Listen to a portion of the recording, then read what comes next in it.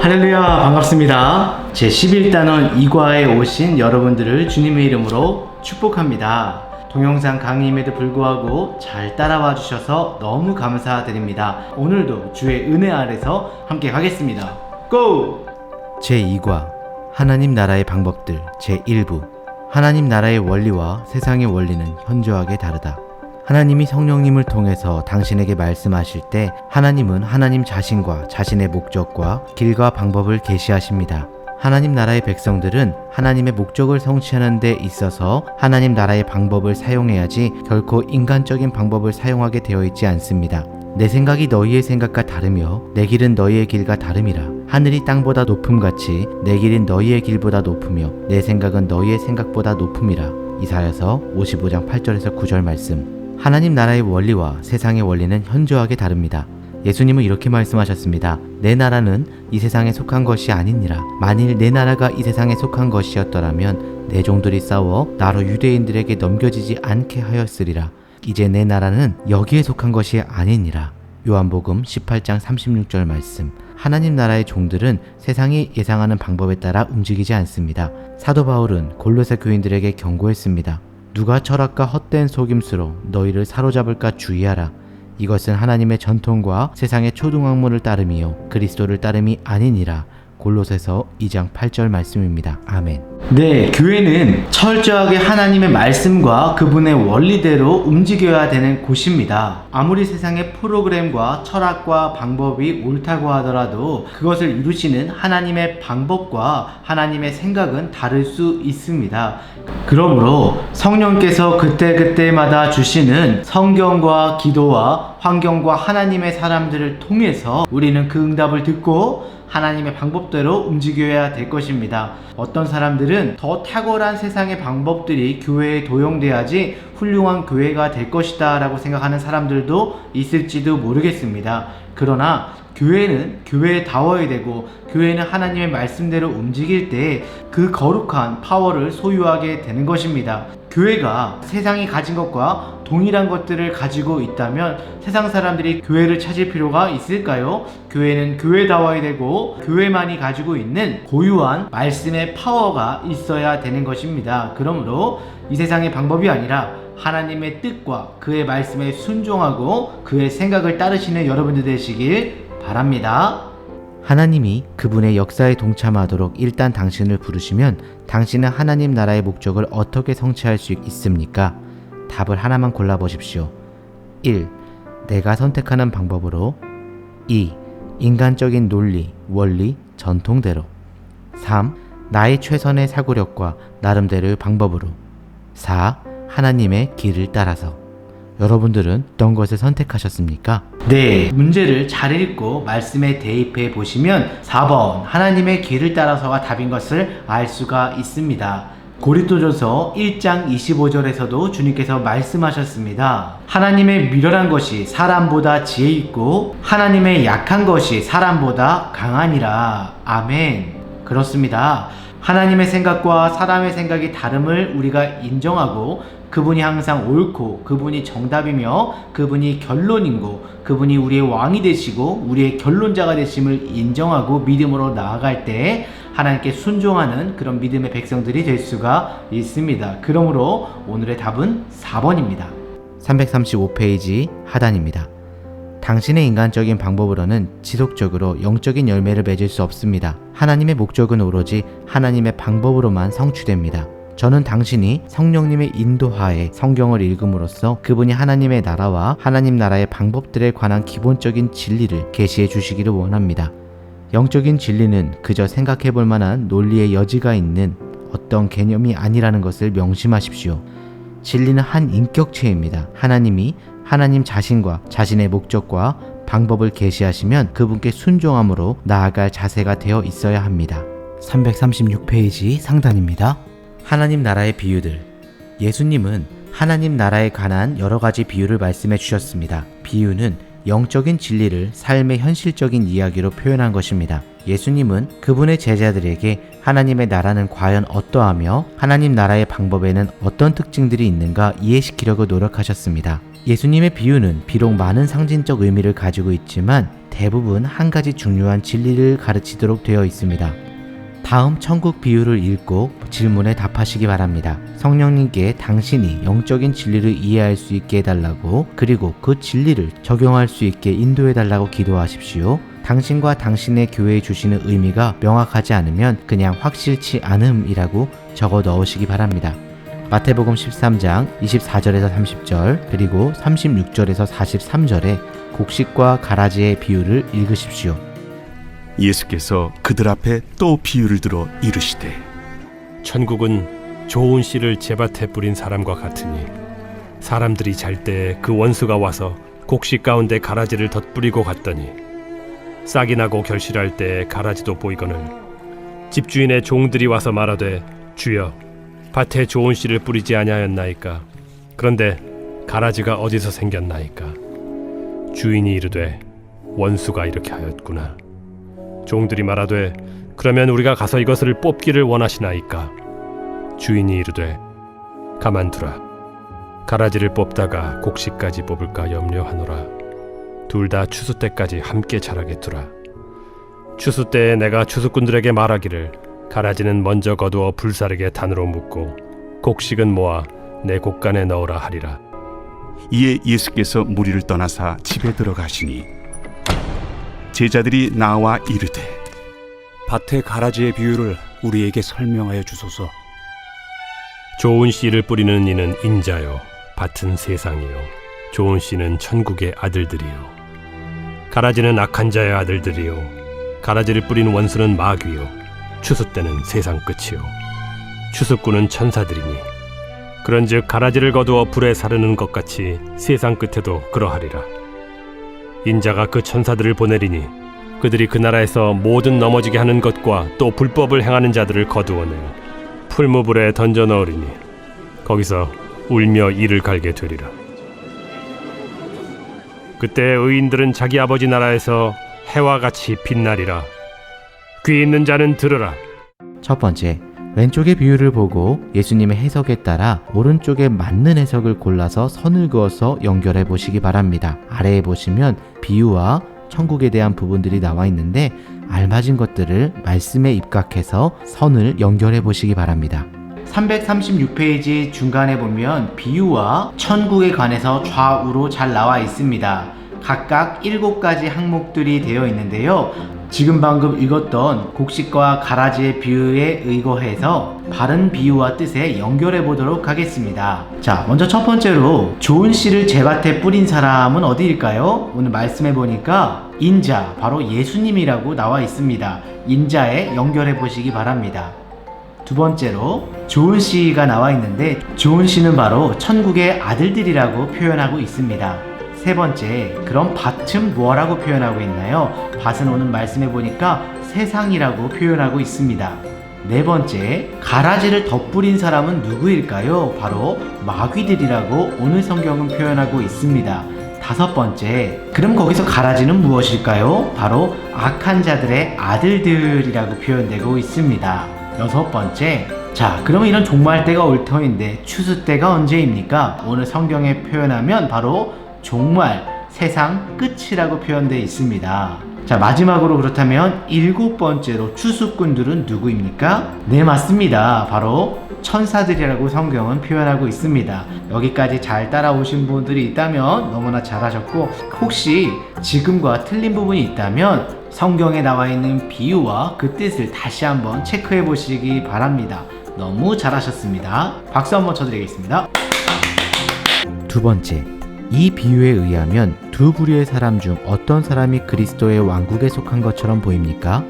네, 여기 두 부류의 사람이 나오는데요. 바로 좋은 씨와 가라지입니다. 좋은 씨는 천국의 아들들이고 바로 가라지는 악한 자의 아들들입니다. 당연히 하나님 나라를 소유할 수 있는 사람들은 바로 좋은 씨, 하나님의 아들들이 하나님의 유업을 받게 되는 것이고 그 나라에 속한 사람들입니다. 여러분과 저와 같이 말이죠. 세 번째, 이 두 부류의 사람들은 갈라질 것입니다. 언제 누구에 의해서 그렇게 됩니까? 네, 추수 때, 즉 세상의 심판날에 예수님에 의해서 갈라지게 될 것입니다. 가라지는 먼저 거두어서 불사르게 될 것이고 좋은 씨는 곧 곡식은 주님의 곳간에 보관되게 될 것입니다. 그러므로 좋은 씨와 가라지의 결과는 완전히 달라지게 되는 것입니다. 주님 앞에서 신실한 신앙을 가지고 좋은 씨로 주님의 곳간 안에 들어가시는 여러분들 되시길 소망합니다. 네 번째, 이 비유가 당신이나 당신 교회에 어떤 의미를 준다고 생각합니까? 다 같이 교회를 다니지만 분명히 알곡과 쭉정인이 있는 것이고 알곡과 같이 하나님의 뜻대로 산 사람만이 추수 때에 창고에 들어갈 수 있는 천국을 소유한 백성이 될 수 있다는 것입니다. 그러므로 모두가 교회 다닌다고 해서 천국에 들어가는 것이 아니라 예수님을 믿어도 잘 믿어야지만이 천국에 이를 수 있는 것입니다. 마태복음 7장에 보면 모두가 천국 갈 수 없다라는 말씀이 잘 나와 있습니다. 마태복음 7장 21절부터 23절 말씀입니다. 나더러 주여 주여 하는 자마다 다 천국에 들어갈 것이 아니요 다만 하늘에 계신 내 아버지의 뜻대로 행하는 자라야 들어가리라. 그날에 많은 사람이 나더러 이르되 주여 주여 우리가 주의 이름으로 선지자 노릇하며 주의 이름으로 귀신을 쫓아내며 주의 이름으로 많은 권능을 행하지 아니하나이까 하리니 그때에 내가 그들에게 밝히 말하되 내가 너희를 도무지 알지 못하니 불법을 행하는 자들아 내게서 떠나가라 하리라. 아멘. 그런 것처럼 정말 주님을 믿어도 올바로 주님의 뜻에 맞게 믿고 세상의 마지막 때에 천국을 소유하시는 여러분들 되시길 주님의 이름으로 축원합니다. 337페이지 상단입니다. 교인으로 등록된 것이 하나님 나라에 속했는지 속하지 않았는지에 대한 진정한 기준은 아닙니다. 그리스도인처럼 행당한다고 해서 그 사람이 진정한 그리스도인이 된 것은 아닙니다. 이 비유를 통해서 예수님은 악하고 구원받지 못한 사람들이 교회에서 진짜 믿는 사람과 섞여 있다는 것을 가르쳐 주십니다. 그러나 하나님은 각 사람과 그분과의 관계를 최종적으로 판단하십니다. 우리는 참된 그리스도인들이 성장하고 열매를 맺을 수 있도록 도와야 합니다. 하나님이 믿지 않는 자들을 골라내실 것입니다. 그것은 그분이 하실 일입니다. 어떤 사람이 열매를 맺지 않고 있으면 우리는 하나님이 우리를 사용하셔서 그 사람의 기쁜 영적 필요를 채워주시도록 해야 합니다. 그분만이 그 필요가 무엇인지 그리고 그것을 위해서 어떤 일을 해야 하는지 아십니다. 그러나 종종 하나님과 같은 사랑의 표현을 위해서는 연단이 필요합니다. 마태복음 13장 31절에서 32절의 겨자씨 비유를 읽으십시오. 또 비유를 들어 이르시되 천국은 마치 사람이 자기 밭에 갖다 심은 겨자씨 하늘 같으니 이는 모든 씨보다 작은 것이로되 자란 후에는 풀보다 커서 나무가 되매 공중의 새들이 와서 그 가지에 깃들이느니라. 첫 번째, 하나님 나라는 어떤 크기로 시작해서 어떤 크기로 끝납니까? 모든 씨보다 작은 것으로 시작해서 나중에는 나무가 된다라고 말씀하고 있습니다. 그러므로 우리의 믿음이 겨자씨만한 믿음만 있어도 그 겨자씨 안에 생명이 있는 줄 믿으시기 바랍니다. 그 생명이 나중엔 나무가 되어지고 열매를 맺게 되고 30배, 60배, 100배의 아름다운 주님의 결실을 이룰 줄 믿으시기 바랍니다. 두 번째, 이 비유가 당신이나 당신 교회에 어떤 의미를 준다고 생각합니까?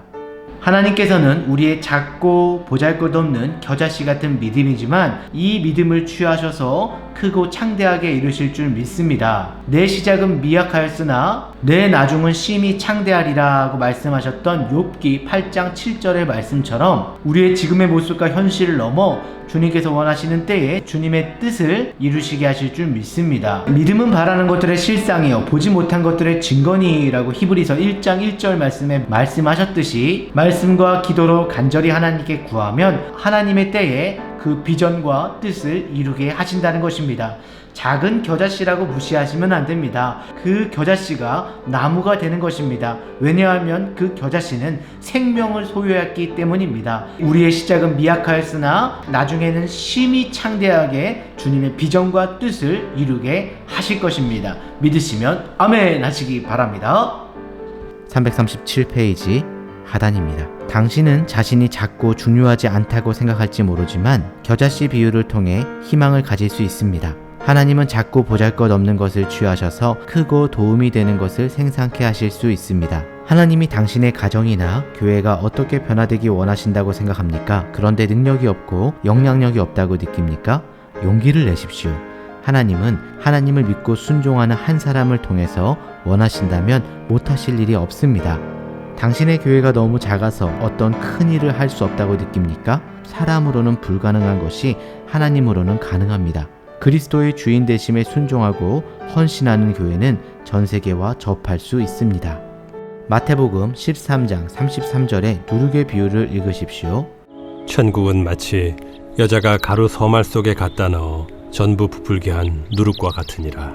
첫 번째, 다음 중 천국이 성장하거나 변화하는 방법을 가장 잘 표현한 것은 어느 것입니까? A. 천국은 폭발하듯이 빨리 자란다. B. 천국은 꾸준히 그러나 철저히 자란다. C. 천국은 아주 조금 자란다. 어느 것이 답일까요? 자, 오늘 말씀에 의하면 답은 B번입니다. 천국은 꾸준히 그러나 철저하게 자라는 것입니다. 천국은 마치 밀가루 반죽에 누룩과도 같다고 했습니다. 우리가 빵을 만들어 본 경험이 있을 텐데 그 속에 누룩, 바로 효모, 이스트를 넣게 되죠. 그것을 따뜻한 곳에서 숙성시킬 때에 그것이 천천히 부풀어 오르지만 밀가루 반죽 전체의 성질을 변화시키는 그런 놀라운 변화를 가져오는 것이 바로 누룩과도 같습니다. 그러므로 답은 B번, 천국은 꾸준히 그리고 철저하게 자란다 입니다. 두 번째, 이 비유가 당신이나 당신의 교회에 어떤 의미를 준다고 생각합니까? 우리의 계획과 생각은 즉각적인 변화를 원할지 모릅니다. 내가 원하고 필요한 것은 바로 이렇게 돼야 돼. 내가 지금 무엇이 필요해. 우리 교회는 이렇게 돼야 돼. 라고 생각할지 모릅니다. 그러나 오늘 말씀의 비유처럼 소량의 누룩이 밀가루 반죽에 떨어졌을 때 그 형태와 성질과 그 모든 것들을 완전히 바꾸어 놓듯이 하나님의 뜻이 우리 교회와 함께 하시고 우리 가정과 함께 하신다면 완전하게 그리고 철저하게 우리의 생각보다 더 크게 하나님께서 역사하시고 변화시켜 주실 것입니다. 그런 하나님을 믿고 믿음으로 나아가시는 여러분들 되시길 바랍니다. 333페이지 상단입니다. 당신의 교회나 지역사회에 빠른 변화를 원한 적 있습니까? 그럴 수 있습니다. 그러나 많은 경우 하나님 나라는 밀가루 반죽을 부풀리는 누룩처럼 서서히 성장합니다. 누룩은 가까이 있는 반죽에 영향을 끼칩니다. 그러면 그쪽 반죽이 자기와 가장 가까이 접해 있는 반죽에 영향을 끼칩니다. 얼마 안 가서 누룩은 반죽 전체의 변화를 가져옵니다. 주님께 인내하고 충성하십시오. 하나님이 그분의 때에 당신의 적은 영향력도 멀리까지 미치게 하실 것입니다. 당신 자신의 힘으로 변화를 가져오려고 애쓰지 마십시오. 당신이 하나님을 통해서 변화를 가져오는 그분의 일을 하시도록 하나님을 의지하십시오. 네, 내가 하려고 애쓰지 마십시오. 하나님께 온전히 맡기시고 하나님을 통해서 이룸받도록 하나님께 내어드리시기 바랍니다. 그분이 성취하실 것이고 그분이 승리하실 것이고 그분이 이루어 주십니다. 마태복음 13장 44절에 46절에 밭에 감추인 보화와 진주의 비유를 읽으십시오. 천국은 마치 밭에 감추인 보화와 같으니 사람이 이를 발견한 후 숨겨두고 기뻐하며 돌아가서 자기의 소유를 다 팔아 그 밭을 사느니라. 또 천국은 마치 좋은 진주를 구하는 장사와 같으니 극히 값진 진주 하나를 발견하매 가서 자기의 소유를 다 팔아 그 진주를 사느니라. 첫 번째, 천국에 들어가는 것이 얼마나 중요합니까? 천국에 들어간다는 것은 바로 그 어떤 가치와도 비교할 수 없을 만큼 자신의 온 전 재산을 팔아서라도 가야 할 만큼 귀중하고 소중한 가치라고 말씀하고 있습니다. 여러분들도 그러십니까? 그런 의미에서 우리 천국은 마치 어떤 것인지 한번 찬양 한번 듣고 계속 가도록 하겠습니다. 찬양 듣겠습니다. 고!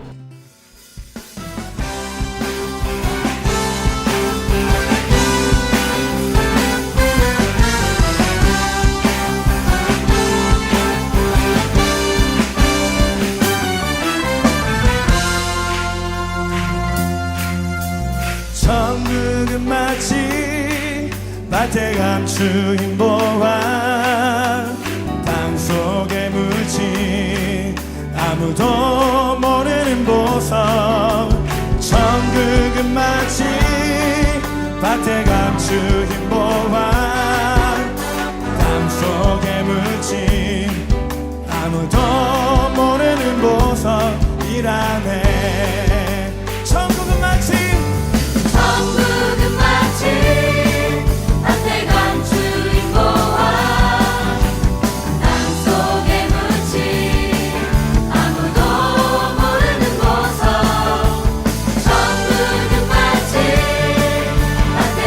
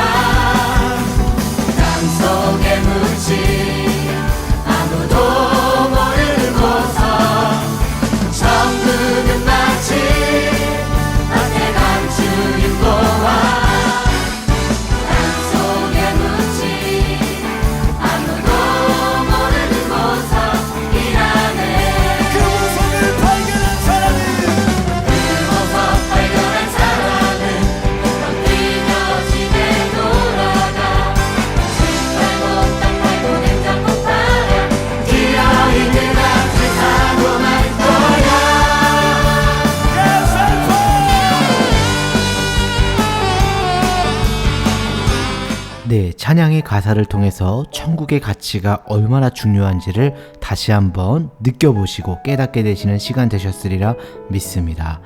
두 번째, 지혜로운 사람은 천국에 들어가기 위해서 무엇을 했습니까?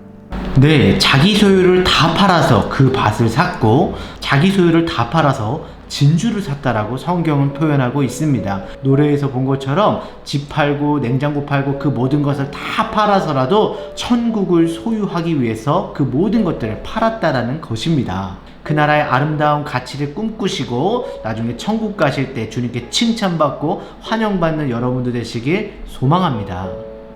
세 번째, 이 비유가 당신이나 당신 교회에 어떤 의미를 준다고 생각합니까?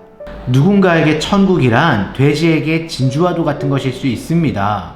돼지에게 있어서 먹는 것이 중요하고 현실의 배고픔이 중요한 것이지 밥 속에 진주가 들어가 있든 다이아몬드가 들어가 있든 입에 씹다가 걸리는 가치로만 여길 뿐이지 절대로 돼지에게는 그 진주와 다이아몬드는 가치가 없는 것일 것입니다. 그러나 하나님을 알고 구원받은 우리 백성들은 천국이 그 무엇보다도 귀중한 가치인 줄 믿고 우리 또한 천국에 들어가야 되고 사랑하는 사람들에게 그 귀한 가치를 함께 누릴 수 있고 공유할 수 있도록 우리가 시간이 있을 땐 예배하고 모이면 함께 기도하고 우리가 흩어질 땐 전도할 수 있는 그런 복음의 사람들 되시길 주님의 이름으로 축원합니다. 천국은 그 어떤 가치보다도 소중한 가치임을 다시 한번 기억하시기 바랍니다. 338페이지 하단입니다. 천국에 참여하는 것은 당신이 상상할 수 있는 어떤 것보다 중요합니다. 예수님은 천국에 들어가기 위해서 당신이 가진 모든 것을 포기할 만하다고 말씀하셨습니다. 사실은 그것이 예수님이 우리에게 요구하시는 것입니다. 당신은 예수님의 제자가 되기 위해서 자신을 부인하고 모든 것을 그분의 주권하에 내어드려야만 합니다. 그것에서 얻는 이득은 당신이 지불한 값보다 훨씬 큽니다. 마태복음 25장 14절에서 30절의 달란트 비유를 읽으십시오. 또 어떤 사람이 타국에 갈 때 그 종들을 불러 자기 소유를 맡긴 것 같으니 각각 그 재능대로 한 사람에게는 금 5달란트를, 한 사람에게는 2달란트를, 한 사람에게는 1달란트를 주고 떠났더니 5달란트 받은 자는 바로 가서 그것으로 장사하여 또 5달란트를 남기고 2달란트 받은 자도 그같이 하여 또 2달란트를 남겼으되 1달란트 받은 자는 가서 땅을 파고 그 주인의 돈을 감추어 두었더니 오랜 후에 그 종들의 주인이 돌아와 그들과 결산할세 5달란트 받았던 자는 5달란트를 더 가지고 와서 이르되 주인이여 내게 5달란트를 주셨는데 보소서 내가 또 5달란트를 남겼나이다. 그 주인이 이르되 잘하였도다 착하고 충성된 종아 네가 적은 일에 충성하였음에 내가 많은 것을 네게 맡기리니 네 주인의 즐거움에 참여할지어다 하고 2달란트 받았던 자도 와서 이르되 주인이여 내게 2달란트를 주셨는데 보소서 내가 또 2달란트를 남겼나이다. 그 주인이 이르되 잘하였도다 착하고 충성된 종아 네가 적은 일에 충성하였음에 내가 많은 것을 네게 맡기리니 네 주인의 즐거움에 참여할지어다 하고 1달란트 받았던 자는 와서 이르되 주인이여 당신은 굳은 사람이라 심지 않은 데서 거두고 해치지 않은 데서 모으는 줄을 내가 알았으므로 두려워하여 나가서 당신의 달란트를 땅에 감추어 두었었나이다. 보소서 당신의 것을 가지셨나이다. 그 주인이 대답하여 이르되 악하고 게으른 종아 나는 심지 않는 데서 거두고 해치지 않은 데서 모으는 줄로 네가 알았느냐.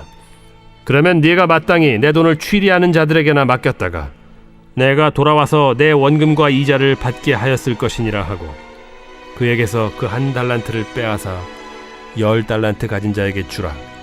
무릇 있는 자는 받아 풍족하게 되고 없는 자는 그 있는 것까지 빼앗기리라.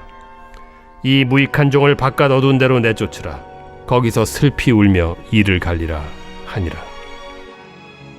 첫 번째, 주인이 준 것에 대해서 충성을 다한 착하고 충성된 종에게는 어떤 상이 주어졌습니까? 네, 그 신실한 종에게는 주인의 즐거움에 참여하게 되었고 더 많은 것을 맡겨주시는 그런 축복을 얻게 되었습니다. 자, 우리 믿는 자들에게 하나님께서 주신 달란트와 재능을 사용할 때 하나님께서는 더 많은 달란트를 주시고 더 많은 사역을 맡겨주시고 형통하고 복된 길 가운데 갈 수 있도록 더 많은 은혜를 주신다는 것을 꼭 기억하시기 바랍니다. 그러므로 주의 일에 있어서 한 달란트를 무등자같이 되는 것이 아니라 자신의 열정과 달란트와 재능을 마음껏 사용하셔서 그래 얘다 더 있다 네가 이 5달란트도 더 맡아다오 라고 말할 수 있는 그런 은혜와 축복이 넘치는 그런 주님의 자녀 되시길 주님의 이름으로 축원합니다. 이번 악하고 게으른 종은 주인이 맡겨둔 돈을 어떻게 잘못 사용했습니까? 네, 하나님께서 그 종에게도 달란트를 주셨습니다. 달란트의 크기가 중요한 것이 아니라 어떤 사람은 1달란트 받을 수도 있고 어떤 사람은 5달란트 받을 수도 있는 것입니다. 그러나 오늘의 악한 종은 받은 달란트를 사용하지 않고 땅에 묻어두었습니다. 하나님 나라와 영광을 위해서 주인이 원하시는 대로 하지 아니하고 그냥 땅에 묻어두고 아무것도 하지 않았습니다. 우리 주위에 그런 분들이 있습니까? 그런 분들이 있다면 이 세상 가운데 주님 주신 달란트를 잘 이용하라고, 잘 사용하라고 그렇게 말씀해 주시기 바랍니다. 그럴 때 하나님께서 더 많은 달란트를 맡겨주시는 축복이 임하게 되는 것입니다. 세 번째, 이 비유가 당신이나 당신 교회에 어떤 의미를 준다고 생각합니까? 하나님께서 주신 은사와 달란트를 기회가 닿고 하나님께서 말씀하실 때 주님 내가 여기 있습니다 내가 하겠나이다 라고 하면서 자신의 주신 달란트와 재능과 시간과 자신의 능력을 마음껏 쏟아 부으시기 바랍니다. 그럴 때 하나님께서 충성되게 여겨 더 많은 것들을 맡겨 주십니다. 작은 것에 충성한 자에게 더 큰 것을 맡기신 하나님이시라는 것을 기억하시기 바랍니다. 339페이지 상단입니다. 달란트 비유에서 우리는 매우 중요한 하나님 나라의 원리를 발견할 수 있습니다. 하나님이 당신이나 당신의 교회에 물질적 자원, 인력, 임무 등을 주시고 하나님 나라를 위해서 쓰라고 맡기셨을 때 그분은 충성된 청직의 역할을 기대하십니다. 하나님은 충성된 자들에게는 더욱 큰 것을 맡기십니다. 예수님은 이 원리를 이렇게 요약하십니다. 네모 박스 안을 주목해 주시기 바랍니다. 내가 작은 일에 충성하였음에 내가 많은 것으로 내게 맡기리니. 아멘. 여러분 교회에 하나님이 맡겨주신 것에 충성하고 있지 않으면 그분이 당신에게 더해주시기 거부하실 때 놀라지 마십시오. 그리고 그분이 당신에게 이미 주신 것을 빼앗으실지라도 놀라지 마십시오. 예를 들어 하나님이 어떤 교회에 신앙을 고백한 새 신자들을 주셨다고 생각해 봅시다. 만일 그 교회에서 그들이 스스로 자라고 성숙하도록 방치한다면 이 새 신자들은 용기를 잃고 포기하게 될지도 모릅니다. 여러분은 어떤 교회에서 이런 말을 들은 적 있습니까? 우리는 정문으로 사람을 데리고 들어오는데 그들은 뒷문으로 떠나갑니다. 하나님이 교회의 새 신자들을 주시는데 교회가 그들을 잃고 있다면 교회는 하나님이 그들에게 주신 생명에 대한 청지기로서의 삶을 심각하게 고려해 보아야 할 것입니다. 하나님이 당신 교회에 사람, 물질적 자원, 임무 등을 맡겨주시기를 중단하셨거나 감소시키셨다고 가정해 봅시다. 그것은 당신이 주님 앞에 서서 그분이 당신이나 당신의 교회가 무엇을 해야 할지 어떻게 되어야 할지 물어보도록 유도하는 계기가 되어야 합니다. 하나님께서 정말 사람을 줄이시고 공급을 중단하셨다면 그것은 당신이나 당신 교회에 뭔가 심각한 결함이 있다는 증거일 수 있습니다. 하나님께서는 그러한 잘못을 고치실 것입니다. 네, 그러므로 하나님께서 주신 은사와 달란트를 마음껏 하나님의 영광을 통해서 이용하셔서 더 많은 달란트와 또 많은 하나님의 영광된 일 가운데 참여하시고 또 축복과 은혜가 넘치시는 여러분들 되시길 소망합니다. 그 다음 문제 보도록 하겠습니다. 339페이지 하단입니다. 왼쪽에 하나님 나라의 원리와 그 원리를 가리키고 있는 오른쪽 비유를 골라 짝지어 보시기 바랍니다. 1. 하나님 나라에 속하는 것은 모든 것을 버리고라도 취할 만한 가치를 지니고 있다. 네, 지금 방금 배웠던 거 기억나시죠? 바로 밭에 감추인 보화와 진주의 비유입니다. 천국이란 내가 가진 것 모든 것을 다 팔아서라도 취해야 할 그런 귀한 가치가 있고 최고의 가치임을 믿으시기 바랍니다. 네, 그러므로 답은 D. 밭에 감추인 보화와 진주입니다. 2. 작은 것에 충성한 사람은 많은 것을 다스리게 된다. 네, 달란트의 비유처럼 자신의 재능과 달란트를 하나님 나라를 위해서 헌신할 때에 하나님께서 더 많은 것들을 맡기실 것이고 더 영광스러운 주님의 사역 가운데 참여할 수 있는 축복을 더하여 주실 것입니다. 그러므로 답은 2번 달란트입니다. 3. 비록 그리스도인들이 우리 교회에 연합되어 있지만 하나님은 누가 그분께 속했는지를 아신다. 심판 때 그분은 그리스도인과 비그리스도인을 가르실 것이다.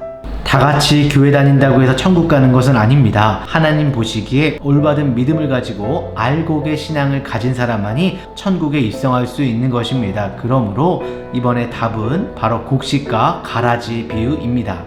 4. 하나님 나라는 작게 시작해도 꾸준히 자라서 주위 사람들에게 영향을 끼친다. 아까 보았던 누룩의 비유처럼 소량의 누룩이 밀가루 반죽에 들어가서 그 형태와 제형과 성질을 완전하게 변화시키듯이 하나님의 뜻은 꾸준하고 철저하게 역사하셔서 교회 전체를 변화시키는 누룩과 같은 변화가 있습니다. 그러므로 10번 누룩이 답입니다. 5. 작은 시작이 자라나서 하나님 나라를 위한 커다란 사역이 될 수 있다. 자, 아까 우리가 보았던 것처럼 바로 겨자씨의 비유입니다. 모든 씨 중에서 가장 작은 씨로 시작했지만 나중에는 새가 깃들고 정말 열매를 풍성하게 맺을 수 있는 큰 나무로 자랄 수 있는 것이 바로 하나님 나라의 비밀입니다. 그러므로 겨자씨와 같은 믿음이 있을지라도 그 안에 생명이 있다는 것을 믿고 주님 나라와 영광을 위하여서 정진 또 정진하시는 성도님들 되시길 소망합니다. 지금 현실은 자꾸 초라할지 모르지만 하나님의 때에 하나님의 큰 비전 가운데 내 시작은 미약하였으나 나중에는 심히 창대하리라 라고 약속하셨던 욥기 8장 7절 말씀을 기억하시기 바랍니다. 그러므로 B 겨자씨가 답입니다. 오늘 배운 것을 복습해 보시기 바랍니다. 오늘 학습한 내용 중 어떤 구절이 여러분에게 가장 와닿았습니까? 위의 구절이나 성구를 하나님에 대한 여러분의 기도로 바꿔보시기 바랍니다. 오늘의 학습에 대한 반응으로 하나님은 여러분에게 무엇을 하기 원하십니까? 이과의 요점입니다. 하나님은 하나님을 믿고 순종하는 한 사람을 통해서 원하신다면 못하실 일이 없으십니다. 하나님은 하나님의 때에 나의 적은 영향력도 멀리까지 미치게 하실 수 있습니다. 하나님의 나라는 모든 것을 버리고라도 취할 만한 가치가 있습니다. 내가 작은 일에 충성하면 하나님은 내게 큰 일을 맡겨주실 것입니다. 긴 시간 동안 함께 집중해 주셔서 감사드립니다. 오늘 배운 내용처럼 신앙 가운데 알곡이 되어지고 겨자씨만한 믿음을 가졌지만 나중에 나무처럼 창대할 줄을 믿고 하나님의 능력이 우리 교회와 가정 가운데 함께 하실 때에 철저하고 완벽하게 변화시킬 줄 믿고 이 세상에 그 무엇보다 하나님 나라가 하나님의 뜻이 소중한 것을 고백하며 하나님 부여해 주신 달란트와 재능을 그 나라의 영광을 위해서 마음껏 사용하시는 여러분들 되시길 주님의 이름으로 축원합니다. 한 주간도 믿음으로 승리하시길 바랍니다. 감사합니다.